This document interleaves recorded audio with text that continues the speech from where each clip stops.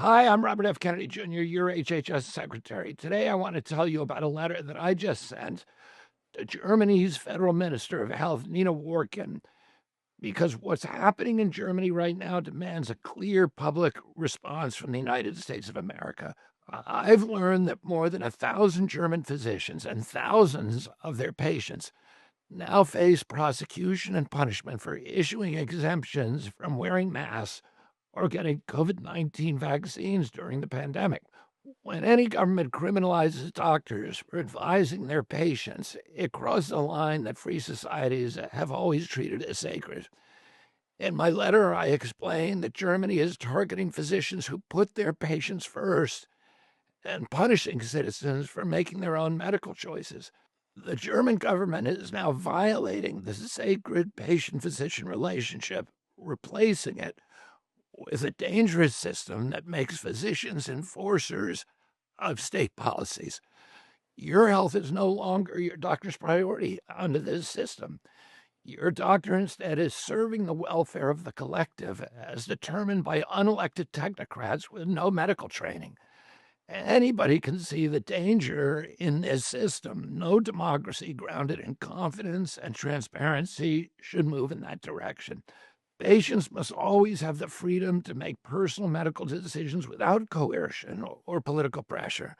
That principle forms the bedrock of every democratic nation. But the reports coming out of Germany show a government sidelining patient autonomy and limiting people's abilities to act on their own convictions when they face medical decisions. During the COVID era, governments across the world expanded their authority.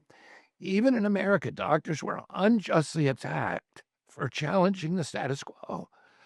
Germany followed that same pattern, and now doctors who raise questions or challenged official directives face conviction, the loss of their licenses, and even exile from their professions. Many of these physicians took personal and professional risks because they believed that their duty to their patients required it.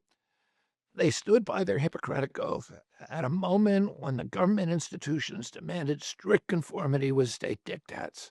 Actions like these erode public trust. They weaken the credibility of medical institutions and legal systems meant to protect the public. When decisions arise out of fear rather than open dialogue, societies pay the price long afterward.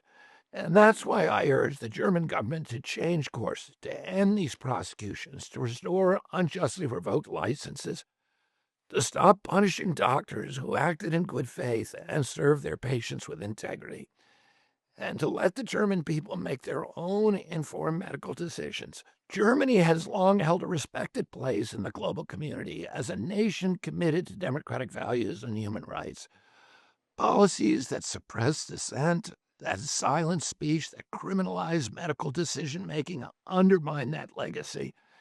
A confident government listens to its citizens. A free society protects the rights to think, the right to question, and the right to choose.